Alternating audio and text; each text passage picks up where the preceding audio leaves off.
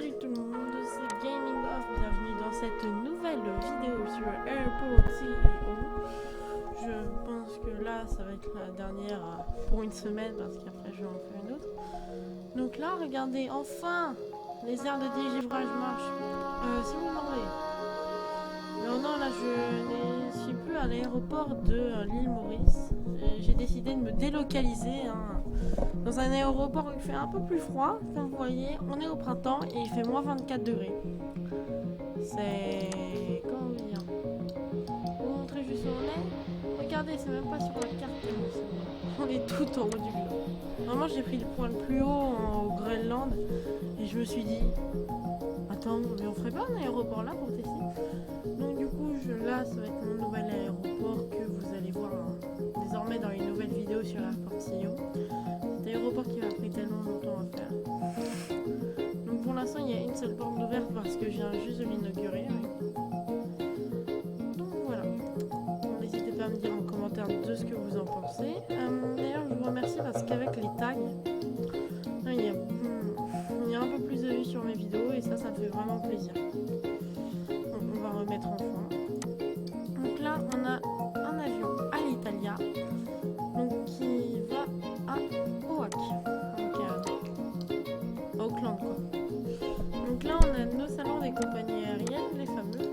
Donc là, là les deux sont des salons de British Airways et de Alitalia, du coup, vu que c'est les deux seules compagnies pour l'instant qui m'envoient des avions. Bon, les aires de dégivrage c'est très bien. Par contre, il faut avoir beaucoup de camions. Regardez, 4 camions par stand, c'est énorme. C'est vraiment énorme. Alors, je vous remercie aux commentaires de la vidéo hier. Par contre, pour le serveur Discord, expliquez-moi en commentaire parce que je sais pas pourquoi mon lien a expiré. Je sais pas pourquoi ça marche pas. N'hésitez pas à me dire en commentaire si vous avez une idée de pourquoi, du comment, etc. Alors donc, je sais pas si vous avez remarqué, mais maintenant je suis devenue à peu près régulier et ça va l'être pendant un mois parce qu'après de juillet à fin août, vous n'allez plus trop me voir. Donc je profite un peu de ce mois pour faire plein de vidéos et pour programmer quelques-unes, genre une par semaine, un truc comme ça. Alors là, si vous demandez qu'est-ce qu'ils sont en train de faire, là, mes constructeurs, ils sont en train de mettre un décor en béton. Alors, comme dans tous les grands aéroports, il y a toujours des décors en béton. En alpha, c'est le premier aéroport. Et moi, je trouvais ça stylé, j'avais pas vu, mais c'est une nouveauté qu'ils ont rajouté dans l'alpha 35. Vu qu'ils n'ont pas tout utilisé en fait dans l'alpha 35, il y a aussi ça que j'ai pas vu. Et ça, c'est le système ILS. Alors, le système ILS, c'est ce qui va vous permettre de poser l'avion. En gros, c'est une sorte de balise que quand elle est détectée, l'avion crée un petit couloir, enfin selon l'aéroport, etc. Et du coup, ce petit couloir vous guide. Donc c'est très utilisé dans les grands aéroports, Roissy, etc. C'est ce qu'ils utilisent. Bon, après, faut que vous me dites que là, c'est un peu que de la déco. Bon, alors là, le système de piste que j'ai choisi, c'est pas un système de piste double. Je vous expliquerai dans une autre vidéo. C'est bien un système. En gros, là, les deux pistes, c'est des pistes de décollage et d'atterrissage en même temps. Donc, c'est un système de piste simple, on dit. Donc, du coup, je vais en mettre deux. Donc, là, les deux sont au centre de mon aéroport et pas excentrés comme dans mes anciens aéroports pour pouvoir améliorer les mouvements. Et donc, ça va me permettre d'avoir beaucoup plus d'avions sans créer pourtant beaucoup d'embouteillages. Et ça c'est ok.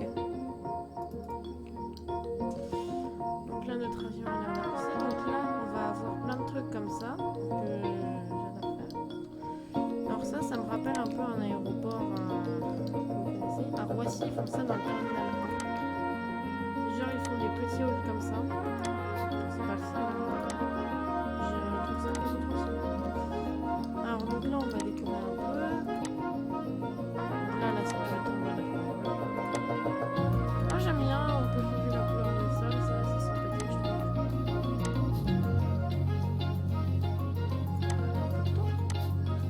je trouve ça assez sympathique. Ah, regardez, votre salon là derrière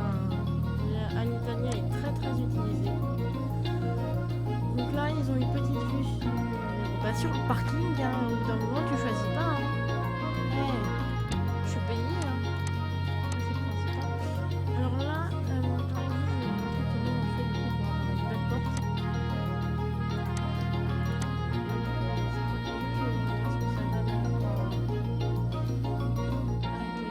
Et hier, vraiment, je vais pas contre vous que j'ai arrêté la vidéo, etc. Mais c'est que j'ai attendu genre 3 heures. Vraiment, j'ai tellement entendu. Je pense que ça s'est vraiment senti. Mais que j'ai tellement entendu que j'en avais marre. J'en avais vraiment marre d'attendre à ce point. Et du coup, je me suis rendu compte, parce que évidemment, les airs, je les ai faits en été, enfin en printemps, là où il commençait à faire chaud. Donc du coup, je me suis dit, ah, c'est peut-être pour ça. Donc du coup, les saisons sont très très longues sur Airport City. Vraiment très très longues. Voilà, là c'est du dégivrant. Alors le dégivrant, à quoi ça sert? Alors vous le gardez en vie en avion, non? Non, en vrai, le dégivrant, en fait, ça sert en déco logique qui sert. La neige qui s'est accumulée quand vous étiez au centre. Quand vous êtes au centre, quand vous êtes immobile, du coup, les ailes de l'avion, elles ont pas d'air massif qui circule et donc du coup, ça les enlève pas. Et donc du coup, ça enlève le givre et ça empêche que ça givre pendant le décollage. Parce que s'il y a du givre, en gros, vous pouvez pas décoller quoi. L'avion est beaucoup plus lourd et 2 fois plus lourd, donc du coup, déjà si la piste est juste, avec un avion givré, c'est impossible de décoller. Bon, après, pour avoir les airs de dégivrage, pas besoin de faire comme moi et d'aller trop au nord, mais c'est juste pour pouvoir le faire en toute saison. Regardez, c'est magnifique. On est en été, il fait moins 30. Oh, je crois pas qu'on joue à la pétanque. Hein. Ah, ça... Ah, d'ailleurs, je vous ai pas dit, mais du coup, vous ne me verrez pas pendant un mois et demi, parce que je serai tout simplement en vacances. Même avec le corona, il va passer les vacances.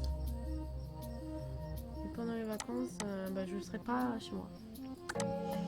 Donc voilà, voilà. En Russie, il y a un autre système. Ah, ils l'ont pas encore compris. Ils sont trop occupés à construire les autres trucs. Il y a un autre système que je vais vous montrer. Alors ça, vous pouvez pas le voir parce qu'ils sont pas encore opérationnels, mais ça s'appelle les papiers en aviation. Je me demandais, oui, je suis vraiment un vrai passionné d'aviation. Et donc ces papiers, en gros, ça vous permet, en plus de l'ILS, de vous savoir si vous êtes dans la bonne trajectoire pour pouvoir atterrir. Donc t'es dans la mauvaise trajectoire, et faut que t'aies 2 blanches, 2 rouges pour que ça soit bon, et à l'atterrissage 4 blanches. En gros, ça correspond à la hauteur, et enfin non, ça correspond à la droite-gauche. Si t'as trop de blanc dans la phase de descente, c'est que t'es trop à droite. Si t'as trop de rouge, c'est que t'es trop à gauche. Je vais mettre le hashtag passionné d'aviation. On continue à aller mettre le hashtag. Bon, apparemment, ça vous a pas trop gêné. Alors, donc là, c'est l'heure d'arriver pour les autocars. Là, je vais mettre les parkings longue durée ici.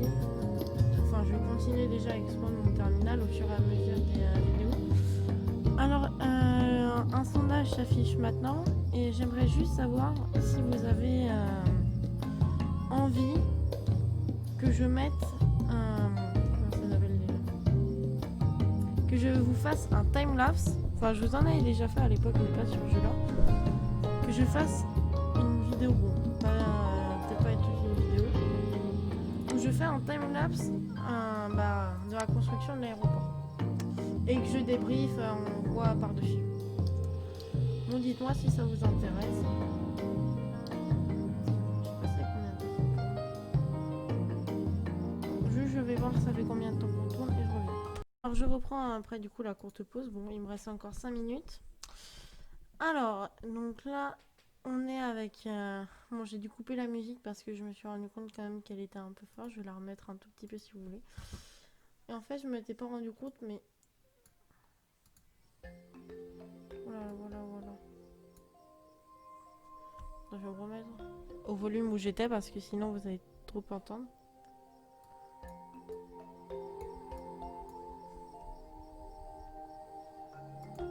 Donc voilà. Bon, alors, on a dit qu'on inaugurait le stand et qu'on terminait la vidéo. Bah, chose promis, chose due.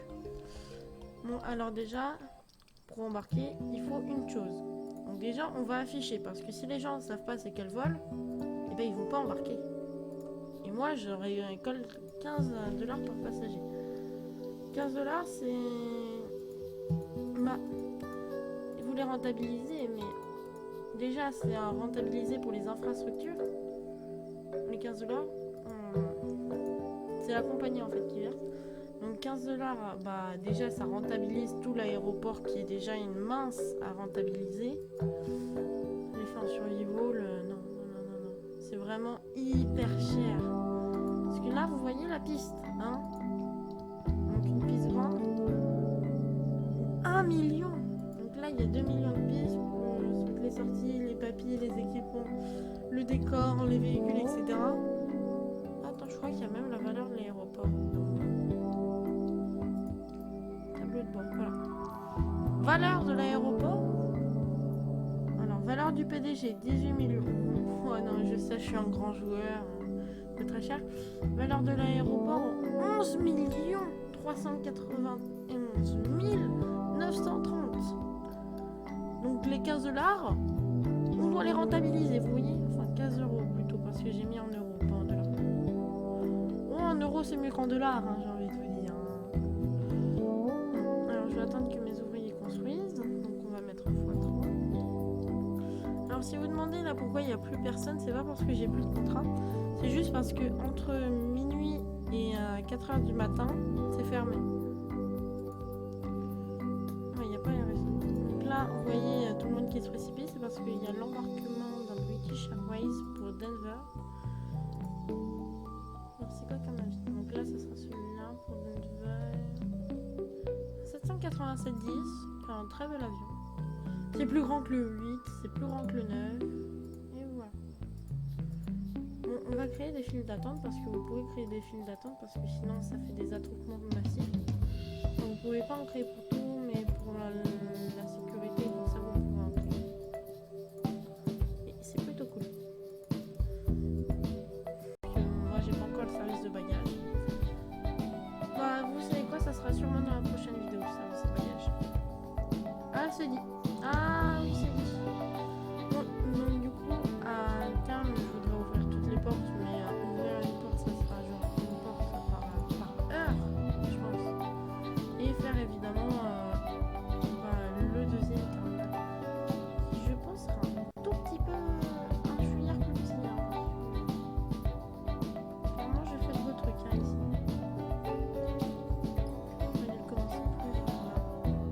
Bon, après, c'est pas grave, je mettrai les parkings souterrains, je ferai des trucs comme ça. En tout cas, c'est plus qu'une dernière étape avant de pouvoir ouvrir le stand. Du coup, c'est juste de connecter les stands au truc. Donc voilà. Donc là, on va avoir un avion qui va arriver très bientôt.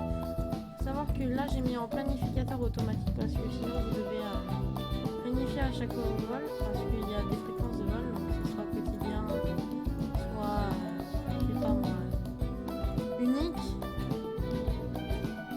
soit normal. Là c'est les fréquences des vols. Alors il y a des aéroports par exemple Roissy, île Maurice. Ça c'est une ligne quotidienne effectuée par une compagnie quotidienne. Alors venez voir. Donc maintenant vous voyez qu'il y a 2 portes. Et le premier avion sera un A340 300 de la Lufthansa, qui est la compagnie nationale. Je pense quand même que vous pouvez deviner. Hein. Lufthansa, Allemagne. Hein. Ils aiment bien LDA les Allemands. Ah, on a un Singapour Airlines. Ah, c'est bien ça. Il n'y a quand même pas de Singapour. Bon, bah, je pense qu'on va s'arrêter là. Merci d'avoir regardé cette vidéo. Ouais, donc là il y a tous les passagers de la Lufthansa. C'était Gaming Off. Bye.